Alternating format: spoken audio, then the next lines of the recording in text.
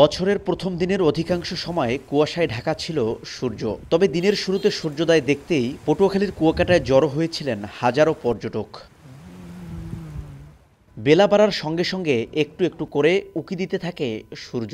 তখনও সমুদ্রে পাড়ে যারা ছিলেন তারা জানালেন নতুন দিনের প্রত্যাশার কথা। নতুন বৎসরের প্রত্যাশা এই সমুদ্রের বিশালতার মতো যেন আমাদের বাংলাদেশটা সুন্দরভাবে গড়ে ওঠে। এখানে এসে আমাদের খুবই ভালো লাগছে, যতটা এক্সপেকটেশন ছিল তার থেকে আমরা এখানে এসে বেশি পেয়েছি।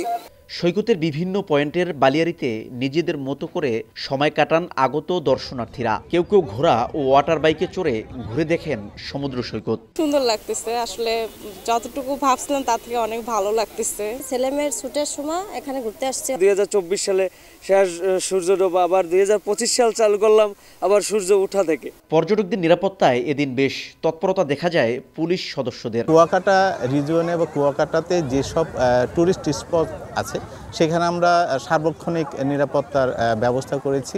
বিগত বছরগুলোর তুলনায় এবছর কুয়াকাটায় কিছুটা কম সংখ্যক পর্যটকের আগমন ঘটেছে।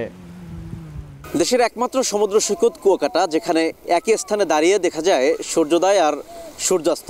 রয়েছে 22 কিলোমিটার দীর্ঘ সমুদ্র সৈকতের পাশাপাশি প্রকৃতির অপার সৌন্দর্য। শিকদার জাবির হোসেন, সময় সংবাদ, পটুয়াখালী।